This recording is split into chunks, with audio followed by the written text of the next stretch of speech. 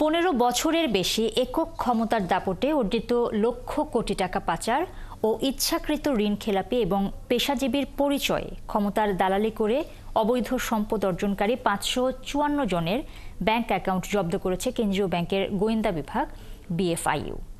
রাঘব বোয়ালদের 3000-এর অধিক অ্যাকাউন্ট জব্দ, ফ্রিজ করে রাখা হয়েছে 14,500 কোটি টাকা। শতাধিক মামলাও করেছে বিএফআইইউ। এবার সুষ্ঠু তদন্তের জন্য বিএফআইইউ এর ক্ষমতায়ন এবং বাংলাদেশ ব্যাংক থেকে সংস্থাটিকে আলাদা করার পরামর্শ বিশেষজ্ঞদের। অনুপ অধিকারী, অরুণের রিপোর্ট।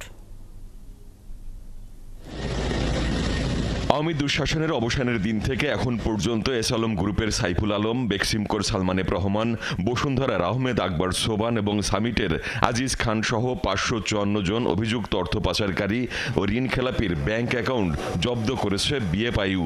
জব্দ 3000-এর বেশি অ্যাকাউন্টে ফ্রিজ হয়েছে 14,500 কোটি টাকা। জব্দ অ্যাকাউন্টধারীদের মধ্যে ব্যবসায়ী ও রাজনীতিবিদের সাথে অন্য পেশাজীবীদের নামও এসেছে, যাদের নামে এ পর্যন্ত শতাধিক মামলাও করেছে বিএফআইইউ।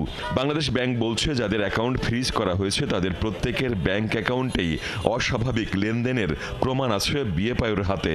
একেবারে সম্পূর্ণ নিশ্চিত না হয়ে ইচ্ছা হলে বিএফআইইউ চাইলে আপনার অ্যাকাউন্ট জব্দ করতে পারবে না। বিএফআইইউর হেডের যদি কারো বিরুদ্ধে রাগ থাকে, তার অ্যাকাউন্টও সে জব্দ করতে পারবে না।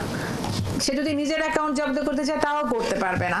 অর্থাৎ এখানে তাকে অবশ্যই কিছু প্রসিডিউর ফলো করতে হয়। তবে বিএফআইইউ শুধু ব্যাংক অ্যাকাউন্ট জব্দই করতে পারে, কাউকে শাস্তি দেওয়ার ক্ষমতা তাদের নেই।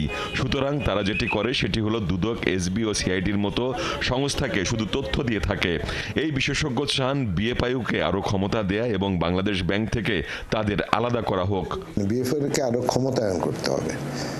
আগে তো বিএফআইইউ তদন্ত করারও ছিল, এই যে এখন তদন্তে যাবে যতগুলো ফাইন্যান্সিয়াল স্ক্যান্ডাল হয়েছে, জানেন উইদাউট বিএফআইইউ যদি আপনি শুধু দুদকের লোকজন পাঠান, কি তদন্ত হবে? আর ফাইন্যান্স কি বুঝবে, তাই না? সুতরাং বিএফআইইউর লোক যদি বিএফআইইউ তদন্ত না করে, ওই তদন্ত আসলে সম্পূর্ণ তদন্ত হবে না।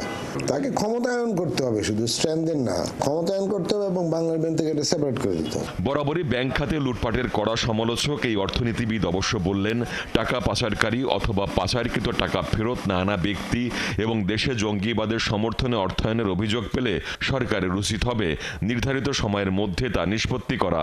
এটা তো এমন না যে আইন যে প্রণয়ন করেছে সে বদলাতে পারে না।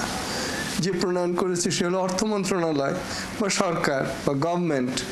তো তারা তো এখন ক্ষমতায় আছে, একটা না একটা গভর্নমেন্ট, একটা না একটা মন্ত্রণালয়। তো সে যথেষ্ট দৃঢ় হলে তারা দায়িত্ব নিয়ে, বর্তমান সরকার দায়িত্ব নিয়ে এটাকে পরিবর্তন করবে।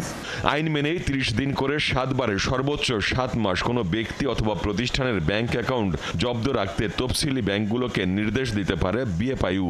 তবে আইনে না থাকলেও বিএনপি চেয়ারপারসন খালেদা জিয়ার ব্যাংক অ্যাকাউন্ট 17 বছর জব্দ রেখে বেআইনি কাজও করেছে কেন্দ্রীয় ব্যাংকের এই সংস্থাটি।